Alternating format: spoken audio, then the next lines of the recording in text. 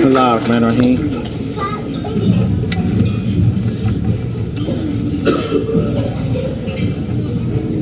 Assalamu alaikum wa rahmatullahi wa barakatuh. Peace, everyone. Alhamdulillah. Woo. Now I know, I know that Allah is with us, and Congressman, I thank you from the bottom of my heart, and I often say this, that Allah doesn't always respond when you expect Him to respond and answer the prayer, the prayer that you're praying for, because Allah knows us better and knows our souls and our situation. A lot of time, Allah will answer what your soul is asking for, and it's undeniable. So there's no way that I can look at myself and stand up here and look at myself and feel that I'm deserving of all the recognition and acknowledge and the credit that I get for the work. Even my wife, you know, we're products of this community and products of the love that we have in our heart, that Allah touched our hearts and put in us for our religion, al-Islam, and our Prophet, Muhammad sallallahu alaihi wasallam, that the accolades that I hear tonight are very much needed for us to continue to work as a community and to be the productive community that we need to be. And this weekend, with the theme and the title, it is a very powerful, I agree, that is a very, very powerful title to claim our inheritance. And my name that my father named me, and I remind people, and sometimes people wonder why when people address me as Wallace, I say, well, my name is Warithu-deen Mohammed. Because one time my father told me, he said, I didn't name none of y'all. But I said, I remember in 1970, I think it was 77, I'm not sure, when we changed our name to Warithu-deen. I said, well, my father gave me the name Warithu-deen, which means inheritor. So when I heard that the committee had chosen a topic that included inheritance, I said, I'm going to do a little editing, because I thought it was in association with reparations and things like that. And I said, first of all, before we claim anything, we have to claim our responsibility and our indebtedness. Because if it wasn't for Allah, and the words you said, I've said this before, that it's difficult to come behind a person and speak that has done such an excellent job. I'd like to close out and say that's all we needed. But tonight I really meant it, you know. And if I will follow the lazy spirit that I have sometimes, that I always push away, I would say, hey, this is it. He gave my keynote. He gave it all, you know. But this is Allah's mercy. This is the love that, if you're sincere, that Allah will put in your heart. And we really appreciate and thank you for the kind words that you gave us this evening. And this community is deserving of it. So the compliments that got me feeling ashamed and don't know how to accept it, and the recognition that I get and the encouragement, I want you to know that I'm here for the service. I'm here for the service, and alhamdulillah, God willing, He gave you everything that was my desire to take from that. Claim your inheritance and be regardful of your indebtedness to your Lord. That due to the climate, I mean, due to the atmosphere that we're in and the timeliness of us being African American and having I can't help but to say this. I say it in private all the time, but I get a little nervous and iffy about it. But when I tell my children and I tell youngsters, I say, when you look at the White House, and I think I heard it from Brother Hafiz Muhammad. I call him Uncle Hafiz sometimes. Our MC's father, he said that when you look at Michelle Obama and Barack Obama. You're looking at yourself. And this is something very significant for us as a people that have come from a history where we come from, where the human being was denied everything that we should have had as human beings. And you could say we were taken from the human family, and reduced to less than a human being. And so I thought to myself, I've watched my grandfather live an entire lifetime working for the cause of trying to help to redeem the African American people, the soul of the African American people. And I thought to myself that I've watched my grandfather, my father. You can't get a preacher, a priest, a imam, a rabbi, anybody can't answer that for you. You can't answer. You can't answer that especially for a child. Why? So this is a great burden that all African American people have carried for many years. But I'm here to say that never again will a little girl be able to look at another race and say, why were we so oppressed and why were we put down lower than the lowest of the low? If she's reminded by someone, or she reminds herself that God has risen one of our own, one of us, to the highest station of any human being in the history, to lead the greatest country in the history of the globe. And that's something to reflect upon. And if we're going to claim that role in leadership, which is inherent to every people, just like a family has a family pride, the community should have a community pride. But African Americans, we, no matter how we achieve and how high we're able to reach as individuals, we never really fully are able to express that acceptance of the leadership. We're afraid to take leadership. We have individuals like our dear brother who have been blessed with a soul and a spirit that transcends his fears. But many of us have fears, real fears. I live with them. But there's a powerful, powerful sign in the leadership of this country and the success of this country and the miraculous things the accomplishments of the dynamic, I've heard Imam Mohammed use this language, the dynamic African American human soul that we have leading our country and leading the world today. And it's a great blessing, and it's a great boost for us as a people to accept without doubt, without hesitation. Like Muhammad Ali, I used to give the analogy of Muhammad Ali often, that he had such a confidence in his ability to win a fight that if he distracted you, he'd knock you out. He would pick which round he's going to knock the person out. That's how confident he was. And us as a people, the lack of confidence allows us to get knocked out at any difficulty, because as a human being, it's our nature. We can be so distracted that if you take my mind to a place outside of this room and it's something that's sensitive to me, for that moment I'm not conscious of what's right in front of me. And I believe that's a powerful psychology. One of the psychologies that Muhammad Ali used to use. He would distract his opponent, not just with the fancy moves and the fast punches and all of that, but with psychology. He would say things to take them out of the ring, and then eventually they'd be pulling them out of the ring.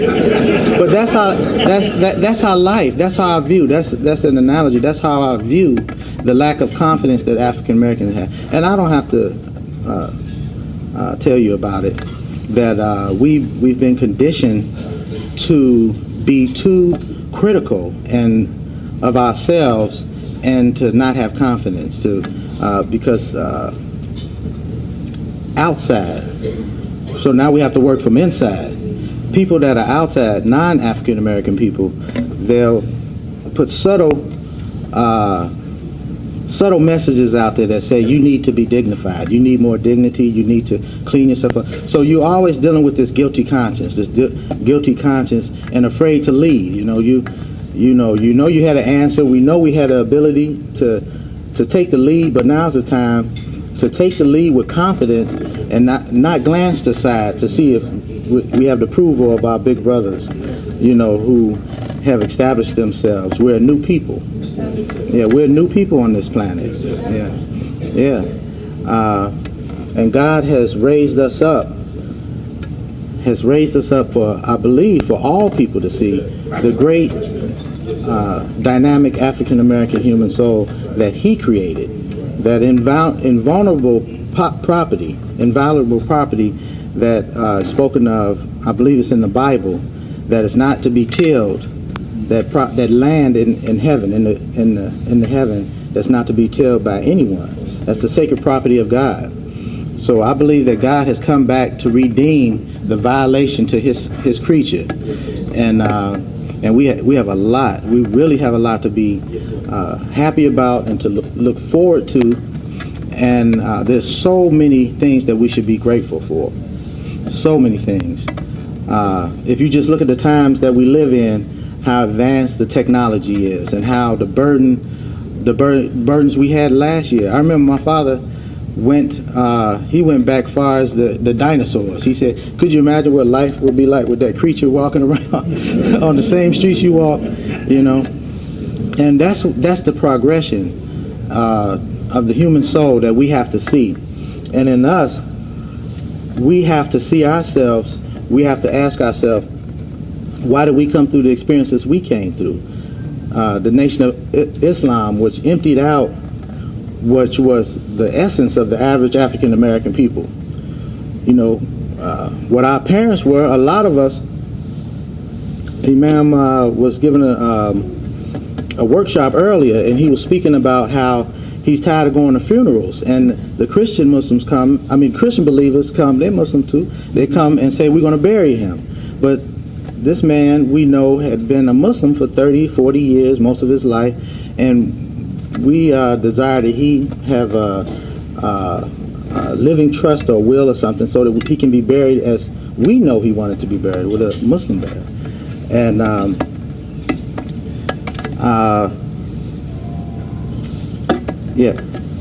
Alhamdulillah. Allahu Akbar. This is a time for us to take full responsibility, I believe.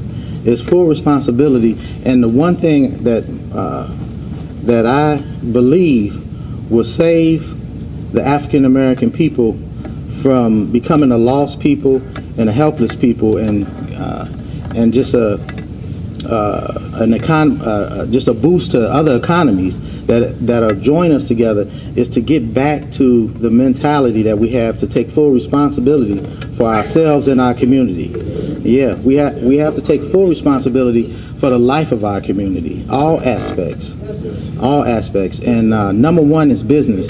And I believe that it's not an accident that we have advanced in the technical world, where it's easy for us to do business together with the help of technology and communication, how communication is opened up. So, and with the help of that, I see us in our future having our own Muslim Amazon.com, I can see us having that, our own Walmart. And it's going to start the way my beloved brother,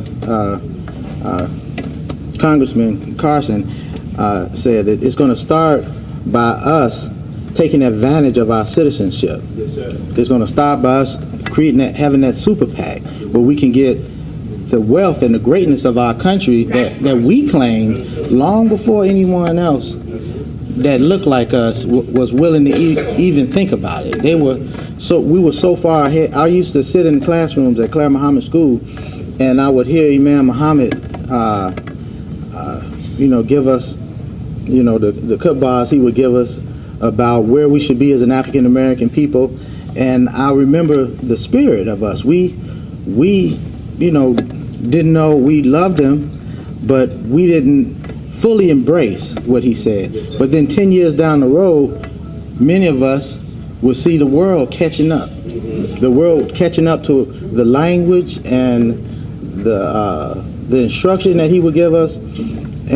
But 10 years down the road, just think if we had acted on it when he spoke about it in the first place, where we would be today. So we have no excuses today. No more excuses. We're all charged with the responsibility for ourselves, just as any people on earth. And African American people have to come back, or for the first time, become a people. I believe that's our salvation, for us to become a true people, but for Allah's sake. If we don't do it for Allah's sake, we'll never get off the ground. So, alhamdulillah. Yeah, we're gonna get on with the awards banquet, and I'm just really proud of this community. Those of us who keep us in our heart and keep each other, keep your brother and sister in your heart, and stay concerned. This is the time. Imam was sitting here. I have so many thoughts running through my mind. He was telling me he said, I think you like your grandfather. I said, well, I used to hear how my father used to say, well, I wish I had my father, I wish my father was here. And I said, well, you wish his father was here, he wasn't like his. My father was he was my hero, my influence, my boss, my imam, my dad, everything. So he was my greatest influence. So I said, well, I couldn't see myself because I didn't know the Honorable Elijah Muhammad until I listened to him speak on a tape. My whole life, you all, so loyal to the leadership of Imam Warithu-deen Muhammad, I had never heard a tape. I think I was an adult before I even heard Honorable Elijah Muhammad speak. And when I listened to him, I said, he wants the same thing that the Imam wants. So there's a vein that runs straight through Honorable Elijah Muhammad's leadership and straight to me, because I want the same thing that you all wanted under the leadership of Imam Muhammad, and I believe that you wanted the same thing under the Honorable Elijah Muhammad, and I believe we all want the same things, is for the best that we deserve as a people, and as a group, and we want it for Allah's sake. Yeah, we want it for Allah's sake, and I'm grateful and thankful to be present at this time and to be a part of one of the most beautiful communities and of human beings, of true human beings, that Allah has preserved, and I believe has preserved us for leadership, for sound leadership. Alhamdulillah. Each and every one of us. Allahu Akbar. I'm gonna hand over the mic, but that's from the heart. That's sincerely. And I believe each and every one of us should be training ourselves and our young people for leadership. Yes, and leadership is nothing more than service. Like our brother said, it's nothing more than service. We should be looking to see how can we serve better our fellow man, and that's where the true blessing and the true benefit from this creation we call our human creation comes from. It comes from service, inshallah. So, inshallah, we'll be better in service. All right, thank you.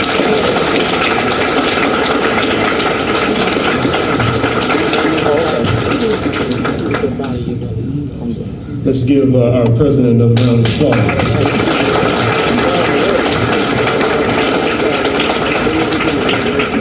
And the theme is inheritance. And as our brother Warithu-deen was talking, I think he inherited his grandfather honestly. You know, he got it honestly. It's in the genes. You know, and as he was speaking about Muhammad Ali, you know, I can remember growing up in the Los Angeles community. Muhammad Ali used to come to Los Angeles. He used to live in Los Angeles. And so on one Sunday, on the Sunday hookups, how many of y'all remember the Sunday hookups? Y'all remember that? Yeah, see, 4 Sunday hookups, that's right. See, I know y'all part of this community, help me a lot. So I'm sitting in there, I was a young teenager, and it was one of the 4 Sunday hookups. So I'm sitting there listening to the lecture, and I'm sitting there, and you know, a lot of our peers, I'm a student of Sister Claire Muhammad, I'm a Claire Muhammad alumni, Allahu Akbar. And so a lot of us were there listening to the lecture. And so I'm sitting, and I feel somebody playing with my ear, so I kind of brushed it off. And so somebody did it again. So I had this mean look, and I balled up my fist, and I turned around, looked real mad, and it was Muhammad Ali with his fist looking at me like this. I said, "Oh, I was so excited, I almost passed out. He knocked me out. I just fainted, you know." But Muhammad Ali was a beautiful spirit, and he's a human icon. And he's a part of this 80-year legacy. He is a spirit that is birthed right here from this community. So Allahu Akbar. So this is a special community that we're a part of. And inheriting